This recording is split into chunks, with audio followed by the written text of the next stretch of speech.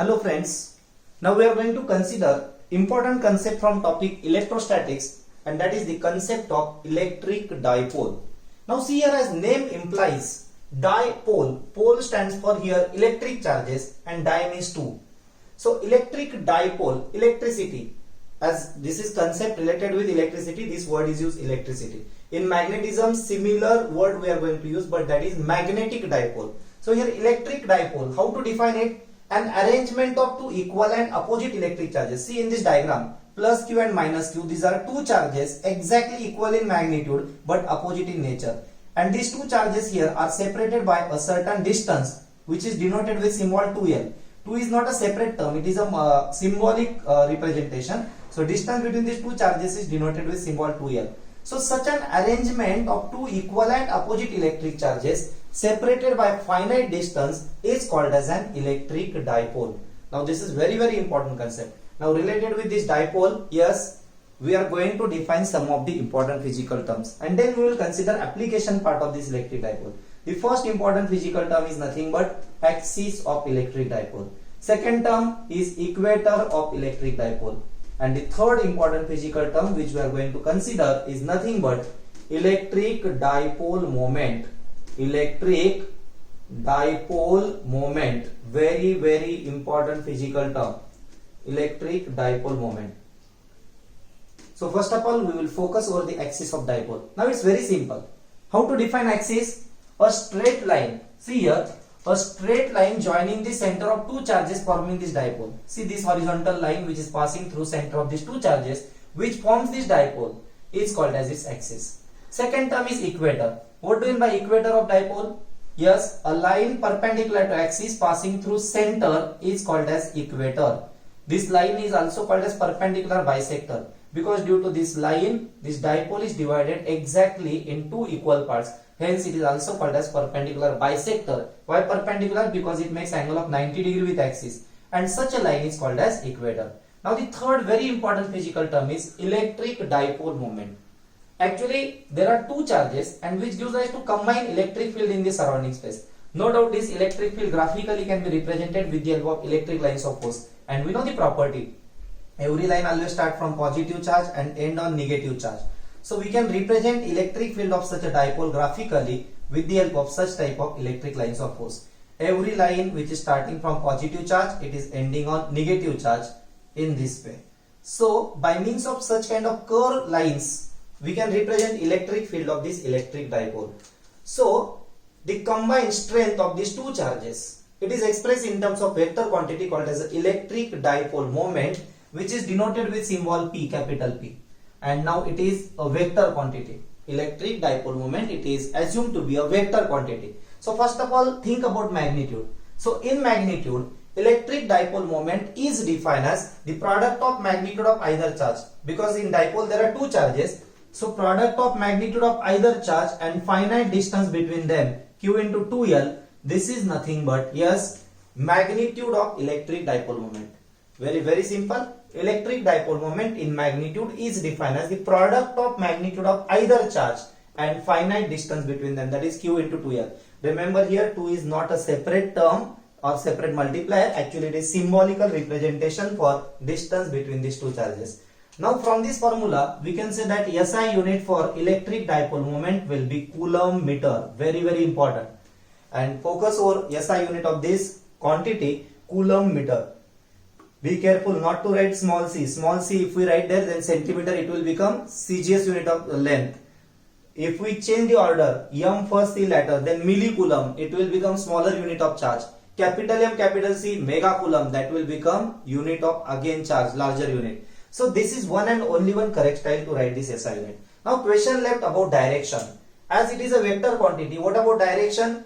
In direction, this quantity is represented on the axis always from. Now this is the convenient direction selected on axis, this side, middle or anywhere, we can represent it with the help of straight arrow line. But be careful, direction is always considered from negative side to positive side. And we know that vector is always represented with straight arrow line. Your length of arrow line give magnitude with suitable scale, while arrow indicate direction, that is always on the axis from negative charge side to positive side. So this is about this electric dipole moment its magnitude, SI unit, and vector representation. In vector form, if you want to write this equation, then we can write P bar is equal to Q is a scalar into 2L bar. Means this distance you have to consider as a vector in the from negative charge side to positive side.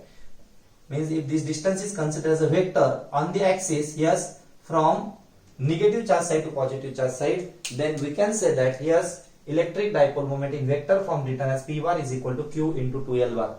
So this gives the direction, means this P bar is acting in the same direction in which 2L bar is acting. 2L bar we are showing here on the axis, yes, from negative charge side to positive charge side. So this is very important concept. Now what is application part of this electric dipole?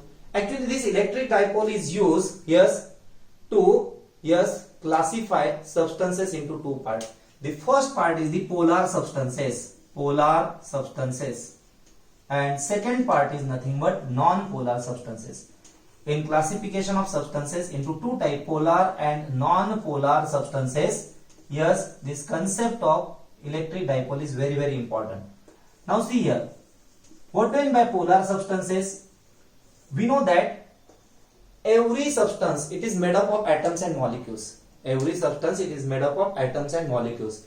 Now those substances in which their molecules, yes, behave like as an electric dipole.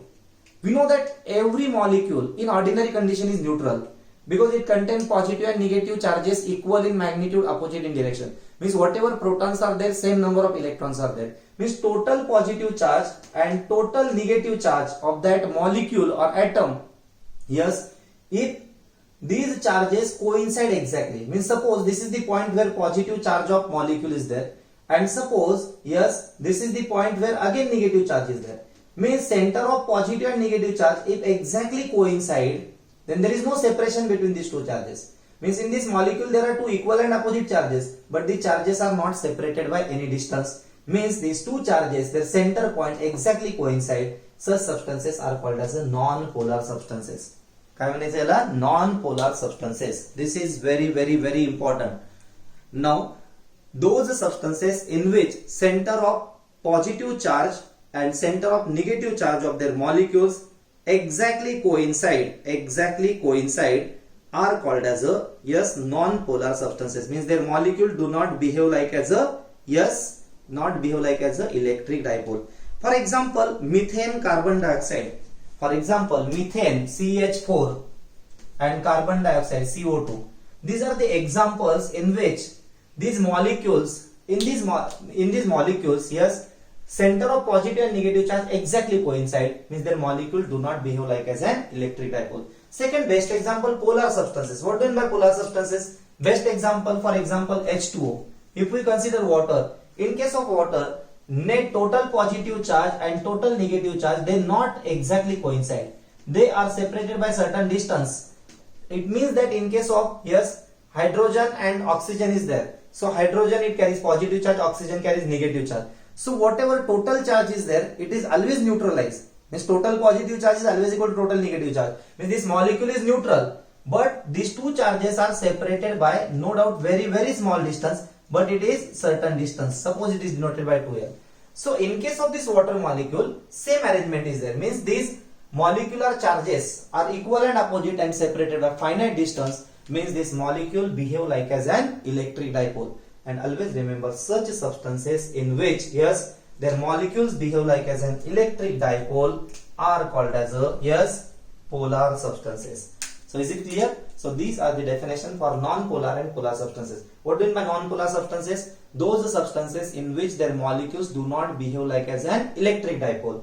While polar substances are those substances in which their molecules behave like as an electric dipole. Best example for non-polar, methane, carbon dioxide, etc. And for polar substance, the best example is nothing but water molecule H2O.